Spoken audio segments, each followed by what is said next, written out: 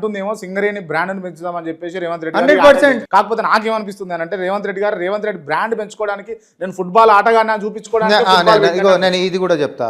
ఈడ ఏమి మనకు అది కాదు, సింగరేణి బ్రాండ్ పెరగాలనేటటువంటి దాంతో స్వయంగా ముఖ్యమంత్రి గారే ఆట ఆడుకుంటా ఈడ ఒకటి క్రాంతి గుర్తుపెట్టుకో, మాదక ద్రవ్యాలు ఫామ్ హౌస్లో కూర్చొని తాగుకుంటా ప్రమోట్ చేసుకుంటా పిల్లల్ని పక్కదారి పట్టిస్తలేడు. ఆటల దిక్కు మళ్ళించుకుంటా అంత వయసు వచ్చినటువంటి ముఖ్యమంత్రి స్థాయికి వచ్చినా సరే ఆటలకి దూరం కాకుండా మనం చాలా స్పోర్టివ్గా ఉండొచ్చు అనేటటువంటి ఒకట మెసేజ్ ఇచ్చిండు.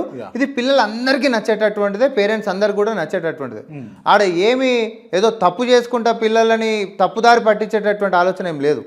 రెండోది నేను నీకు చెప్పిన చాలా స్పష్టంగా, ముఖ్యమంత్రి గారి స్థాయిలో స్పోర్ట్స్ ఆడడం అనేటటువంటిది నోరు తెరిపించింది అందరినీ. ఏది మన దేశం రాజకీయాలలోనే ఏ ముఖ్యమంత్రి అని ఆడగలుగుతాడా? అట్లాంటి నిర్ణయాలు తీసుకోగలుగుతాడా?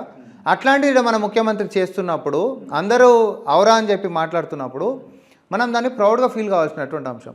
బ్రాండ్ సింగరేణిని గ్లోబల్గా తీసుకొని పోతున్నప్పుడు, గ్లోబల్ ఆఫీస్ని ఫ్యూచర్ సిటీలో పెట్టడానికి 10 ఎకరాలు కేటాయించినప్పుడు, ఇతర ఫార్చ్యూన్ 500 కంపెనీలతో పాటు మన సింగరేణి కూడా తక్కువేం కాదని చెప్పి సమానంగా చూపిస్తున్నప్పుడు నువ్వు దాన్ని ప్రౌడ్గా ఫీల్ కావాల్సినటువంటి అంశమే తప్ప ఎందుకు తక్కువ చేసుకోవాలంటున్నా.